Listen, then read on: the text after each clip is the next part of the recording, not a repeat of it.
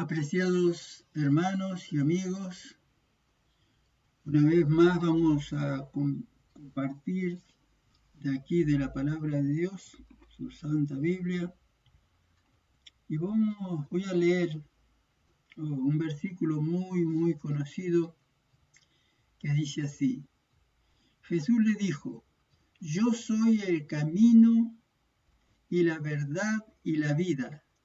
Nadie viene al Padre sino por mí. Nadie. Y ahí estaba hablando Tomás, después estaba Felipe. Es decir, nadie desde Adán hasta el último momento antes de que venga Jesús, puede ir al Padre sino por Jesús. Por Jesús podemos ir al Padre. Todos tenemos que pasar por Cristo Jesús. Y acá da en este libro Mensajes Selectos, tomo 1, capítulo 61, dice así: Cristo el centro del mensaje. Cristo, yo soy el camino, la verdad y la vida. Nadie viene al Padre sino por mí. Y lo dijo Jesús personalmente. Y aquí la inspiración dice así: el mensaje del tercer ángel demanda la presentación del día de reposo del cuarto mandamiento. Y esta verdad debe ser presentada delante del mundo. Sin embargo, el gran centro de atracción es, hermano, Cristo Jesús. El camino, la verdad y la vida. Jesucristo es el centro de atracción del mensaje de los tres ángeles. Leo de vuelta. Sin embargo, el gran centro de atracción es Jesucristo. No debe ser dejado fuera del mensaje del tercer ángel. Hermanos, y está bien, se habla que el día de reposo es la señal entre Dios y su pueblo. Y eso es bíblico 100%, y es muy importante. Porque allí en el día de reposo, en el cuarto mandamiento, encontramos ahí, lo vamos a leer, queridos hermanos, para que nos quede fresco allí, Éxodo capítulo 20. Dice así, Éxodo capítulo 20, versículo 8. Acuérdate del día de reposo para santificarlo. 6 días trabajarás, mas harás toda tu obra. Mas el séptimo día es reposo para Jehová tu Dios. No hagas en él obra alguna, tú, ni tu hijo, ni tu hija, ni tu siervo, ni tu criado, ni tu bestia, ni tu extranjero que está dentro de tus puertas. Y acá viene el versículo clave. Porque en 6 días hizo Jehová los cielos y la tierra, el mar y todas las cosas que en ellos hay. Y reposó en el séptimo día, por tanto Jehová bendijo el día de reposo y lo santificó.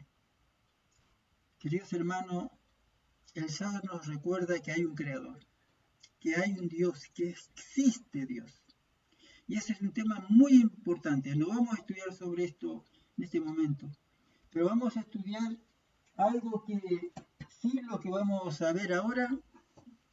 El día de reposo sería algo común, pero no, el día de reposo nos lleva al Creador, nos lleva a Dios el Padre, el único Dios verdadero, y a Jesucristo, a quien Él ha enviado. Entonces, dice así: el mensaje del tercer ángel demanda la presentación del día de reposo, del cuarto mandamiento. y esta verdad debe ser presentada delante del mundo. Sin embargo, el gran centro de atracción, Jesucristo, no debe ser dejado fuera del mensaje del tercer ángel. Muchos que se han ocupado en la obra para este tiempo han dejado a Cristo en segundo lugar, en segundo plano, y han dado el primer lugar a teorías y argumentos. Queridos hermanos, y a veces pasa. Somos muy, ¿cómo podría decir? Muy doctrinales. No matarás, no robarás, todo esto es muy importante. Pero sin Cristo eso no tiene, sin Cristo es algo vacío. Porque la ley de Dios nos condena, nos lleva a Cristo y tenemos que entender eso, que es nuestro ayo que nos lleva a Cristo para poner en justa ubicación lo que es la obediencia y la gracia. Dice así: muchos que se han ocupado de la obra para este tiempo han dejado a Cristo en segundo plano y han dado el primer lugar a teorías y argumentos. No se ha hecho resaltar la gloria de Dios que fue revelada a Moisés en cuanto al carácter divino. La gloria de Dios, el carácter divino de Dios. El Señor dijo a Moisés: yo haré pasar todo mi bien delante de ti. Yo haré pasar todo mi bien delante de tu rostro. Perdón. Eso está en Éxodo 33, 19.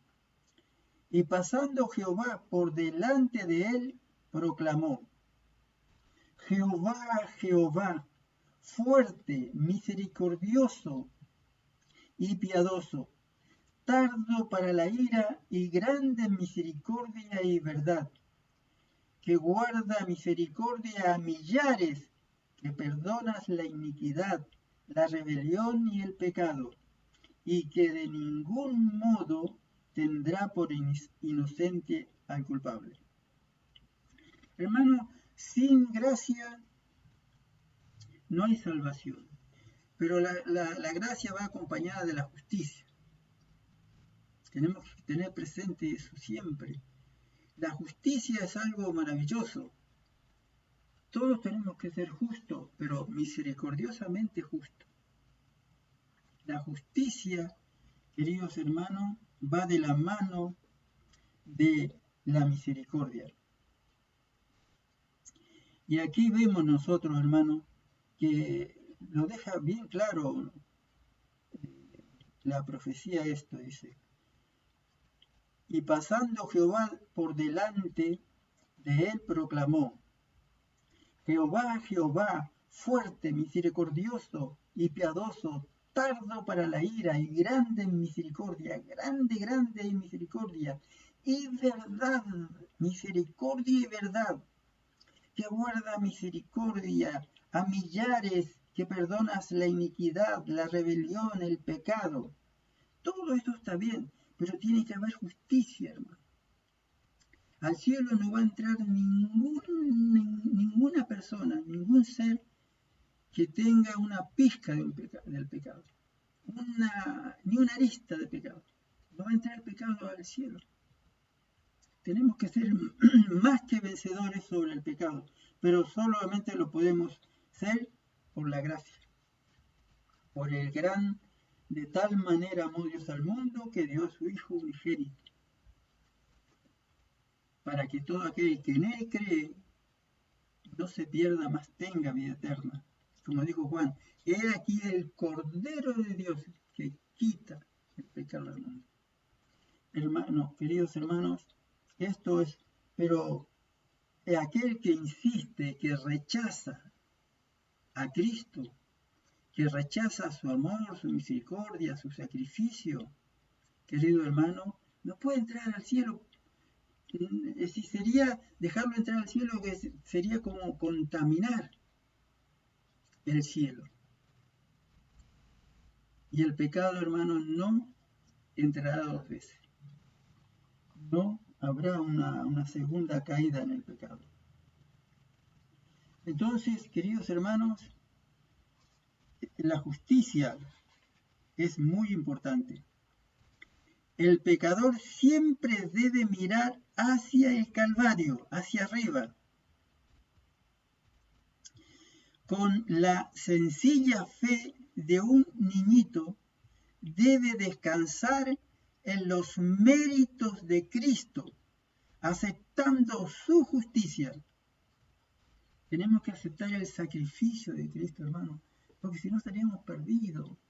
Si Jesús no viene acá a la tierra a vivir la vida maravillosa que vivió, ya lo explicamos eso en el mensaje anterior, entonces estaríamos perdidos. Él vino acá en su amor, en su misericordia, en el amor del Padre y del Hijo. El pecador siempre debe mirar hacia el Calvario y con la sencilla fe de un niño que debe descansar en los méritos de Cristo, aceptando su justicia y creyendo en su misericordia. Somos salvos por misericordia, hermano. Los que se ocupan en la causa de la verdad debieran presentar la justicia de Cristo, no otro argumento, no como una luz nueva, sino como una preciosa luz que por un tiempo ha sido perdida de vista por la gente. Hemos de aceptar a Cristo como nuestro Salvador personal. La salvación es personal. Debemos aceptar a Cristo como nuestro Salvador personal. Y Él nos imputa la justicia de Dios en Cristo. Repitamos y hagamos resaltar la verdad que ha descrito Juan. En esto consiste el amor, no en que nosotros hayamos amado a Dios, sino en que Él nos amó a nosotros y envió a su Hijo en propiciación por nuestros pecados. Primera de Juan, capítulo 4, versículo 10.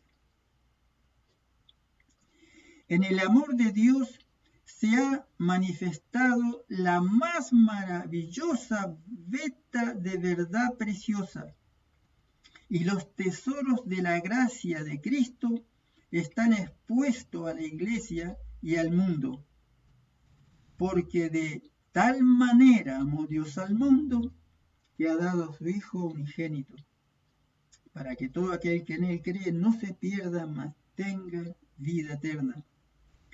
¿Qué amor es este? Qué maravilloso e insondable amor capaz de inducir a Cristo a morir por nosotros mientras todavía éramos pecadores. Cristo no vino acá a la tierra a ver, bueno, voy a ir por aquellos que se portan bien. Todos somos pecadores, todos estamos enfermos y necesitamos del médico divino. ¿Qué pérdida es para el alma que comprende las poderosas demandas de la ley y que, sin embargo, falla en comprender la gracia de Cristo que sobreabunda? Es cierto que la ley de Dios revela el amor de Dios cuando es predicada con la verdad en Jesús, como el don de Cristo para este mundo culpable, que debe tratarse ampliamente en cada sermón, en cada predicación. No es de admirar que los corazones no hayan sido subyugados por la verdad puesto que ha sido presentada en una manera fría y sin vida. No es de admirarse que la fe haya vacilado ante las promesas de Dios, puesto que los ministros y obreros han dejado de presentar a Jesús en su verdad, en su relación con la ley de Dios. Hermano, y no solamente para los ministros, para todos los que predicamos la palabra de Dios. Esto es para nosotros también. Porque muchas veces le achacamos todos los ministros, los pastores, que los ministros, que los evangelistas, etcétera, etcétera. Pero a veces nosotros también fallamos, queridos hermanos. Que Dios nos ayude a entender bien el Evangelio y ese Evangelio nos lleve a amar a Dios sobre todas las cosas y a nuestro prójimo como a nosotros mismos. Queridos hermanos, con cuánta frecuencia debieran haber asegurado a los oyentes que el que no escatimó ni a su propio Hijo, sino que lo entregó por todos nosotros, ¿cómo no nos dará también con él todas las cosas? Todas las cosas. Queridos hermanos, Satanás se siente contento cuando nosotros nos vamos a los extremos de la gracia, como una gracia barata. Ya Cristo murió por nosotros, ahora yo debo vivir lo mejor que pueda. Eso no es verdad.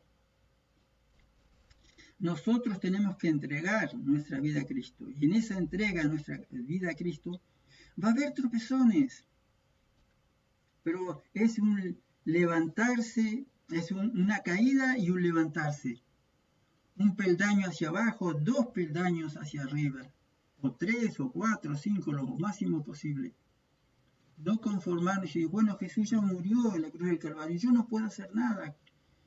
Sí, podemos entregarle la vida total.